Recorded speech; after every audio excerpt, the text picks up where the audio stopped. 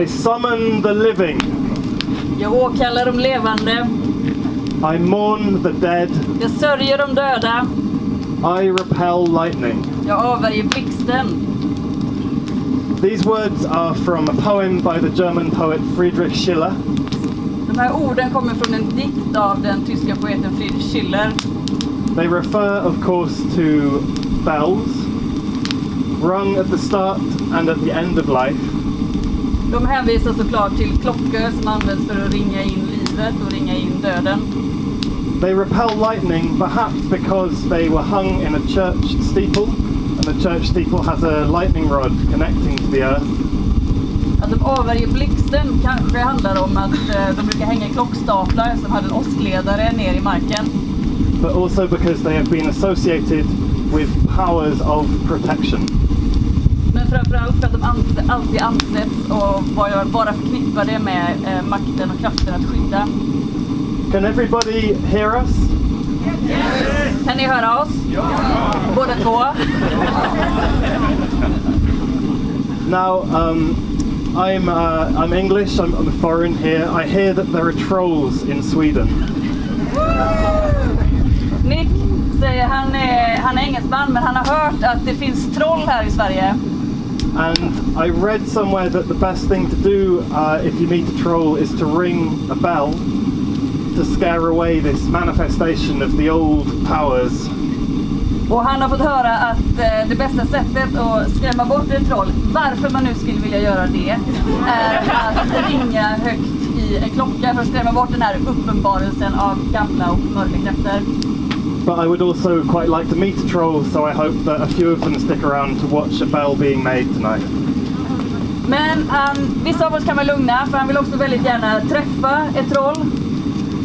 Och så han hoppas att några av oss stannar kvar och bevittnar när den här klockan blir gjuten ikväll.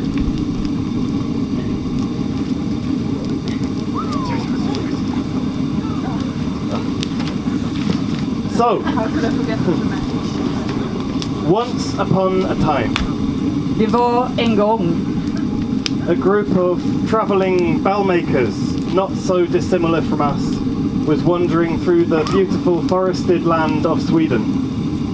Det var en gång en grupp kringvandrande klockgjutare, inte helt olika oss faktiskt, som vandrade igenom det vackra skogsbeklädda svenska landskapet. They'd been commissioned to make a bell for the local church, which had been standing empty ever since the bells had been melted down for cannon in the latest wars.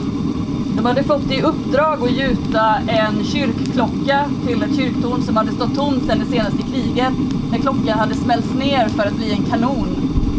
Now the local people wanted to have a bell that would be the sweetest and the purest in the land to ring out a note of peace. Folket hade sagt att de ville ha den renaste klockan med den ljuvaste klangen i landet för att kunna slå för fred. But there was an evil landlord, the lord of the manor, who wanted the bronze to be made into cannons to use in the wars. Men det fanns såklart en ondskefull godsägare som istället ville att bronset skulle användas till att göra fler kanoner för krigen.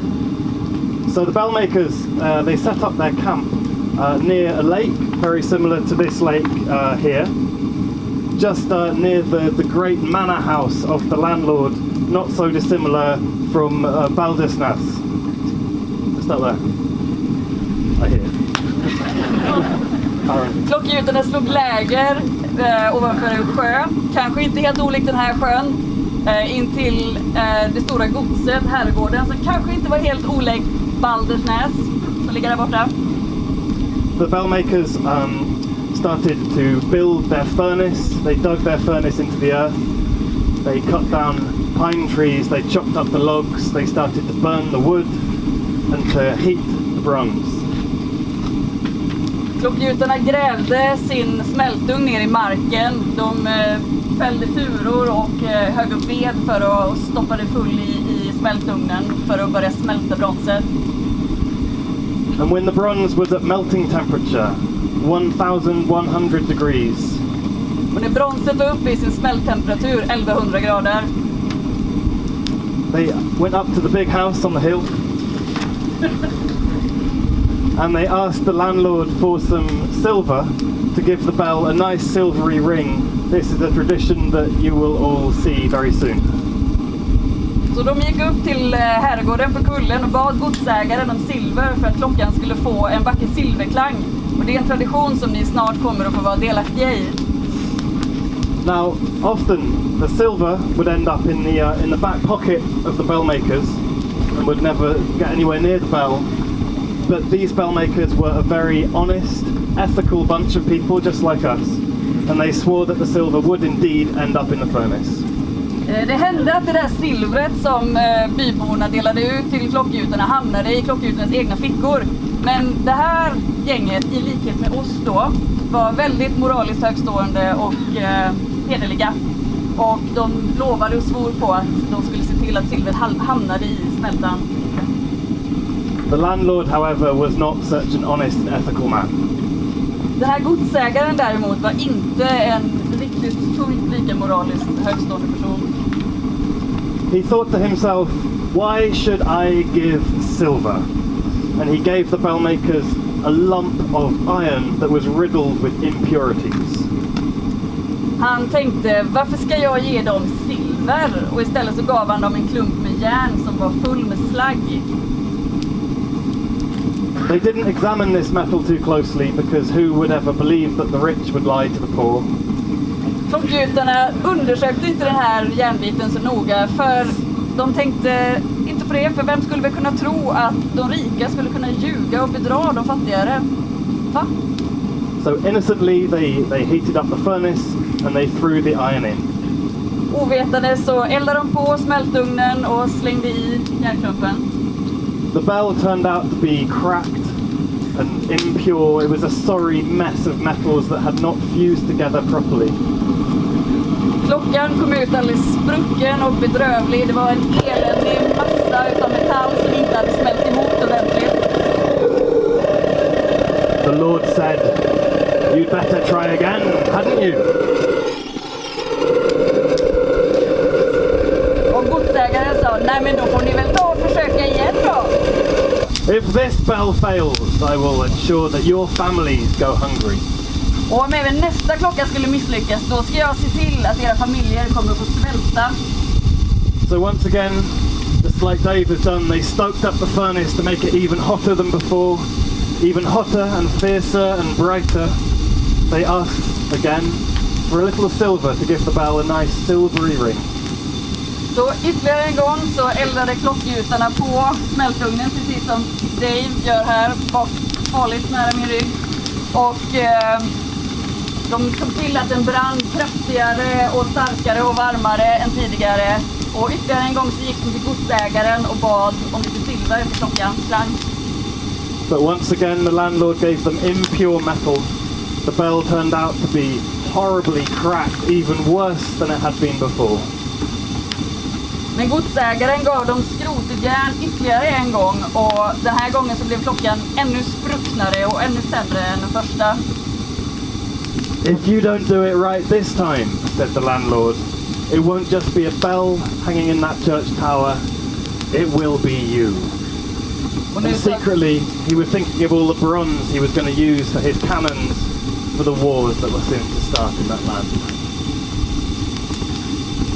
Om ni inte lyckas den här gången, sa godsägaren, så kommer det vara ni och inte bara klockan som hänger och dinglar i den där klockstapeln. Och i smyg så tänkte han redan på allt brons han då skulle få lägga vantarna på och göra fler kanoner av krigen. So the bell makers, they got together and they talked things over. This failure had never happened to them before. Klockgjutarna samlades och diskuterade. Det här misstaget, det här felet hade aldrig uppstått förut. They thought, have we been careless?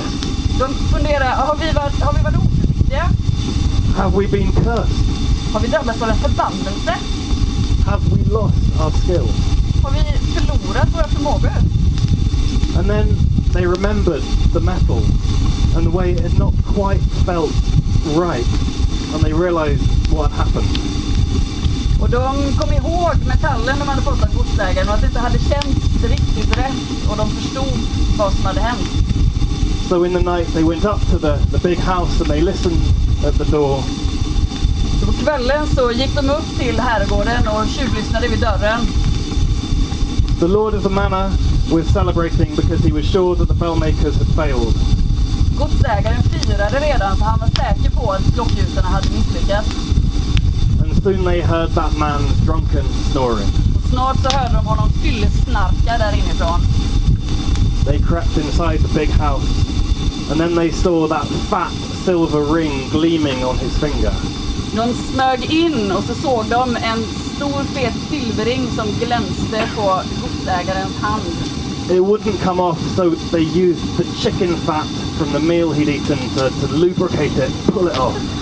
Och den kom inte av hans feta finger av sig själv, så de använde kycklingfettet från hans middagsrester för att smörja in det med för att kunna ta av ringen. And that very night they got to work, they stoked up the furnace, they put in the wood, they threw in the ring, they melted the bronze, and it all came together to produce. Samma natt så började de arbeta. De eldade på smältugnen, de slängde i ringen och smälte ihop alltihopa och skapade a beautiful, beautiful bell that was perfect in every way. en alldeles perfekt klocka. Felfri på alla sätt. In the clear light of dawn, they took it down to the lake to baptize it. I det klara gryningsljuset så bar de ner den till sjön för att döpa den. And the bell was hoisted up high in the church steeple. Och klockan firades upp i klockstapeln. But just before they went to give it its first chime, the landlord entered the church. Men precis som den skulle klämta sitt första slag så dök godsägaren upp. He was hungover, sweating and furious, much like Dave is going to be tomorrow morning. Han var bakfull, svettig och rasande. Som Dave tydligen ska vara imorgon. He stared down at his naked finger. Where's my ring? Han hötte med sitt nakna finger. Var är min ring? He turned to the bell makers. You will pay for this. Han vände sig till klockgjusarna och sa, ni kommer få betala för det här. All of you will hang in that church tower, and cannons, not bells, will ring out across this land. Du kommer allihopa hänga i den där klockstapeln och kanoner, inte klockor, kommer ljuda över den här nejden. I want my silver back at the count of 3. Jag vill ha tillbaks mitt silver innan jag räknar till 3. 1, 1, 2. 2. And before he could say 3, Innan han säga 3 the bell rope snapped. brast repet i klockan. The bell fell Klockan rasade ner, and hit him smack on the top of the head, killing him instantly. träffade honom rätt i huvudet. Han dog på en gång. And there were some who would say that he got exactly what he asked for. Och det fanns de som sa att han fick ju precis det som han hade bett om. Once the evil lord was buried and the bloody mess was cleaned up, Så fort den onde godsägaren var begravd och den blodiga sörjan var uppstädad, the bell was rehung in the church, and it was found no longer to be perfect. It had a crack from the fall. de hängde tillbaka klockan men upptäckte att den var inte perfekt längre. Den hade fått en spricka i fallet. But when it was rung, all the people agreed that it was the sweetest sounding bell they'd ever heard. Men folket i byn var ändå helt överens om att det här var det vackraste klocka som de någonsin hade hört. Welcome, one and all, to the founding. Thank you. Welcome, everyone, and dogs, and trolls, everyone. Välkomna alla och en var, hundar, troll, alla, To the founding of the sauna bell. till gjutningen utav den här bastuklockan. This bell will be used to announce when the sauna is open and when it's reached a nice temperature. Den här klockan kommer att finnas här i bastun och den kommer användas för att utlysa när bastun är öppen och färdig att användas. Woo!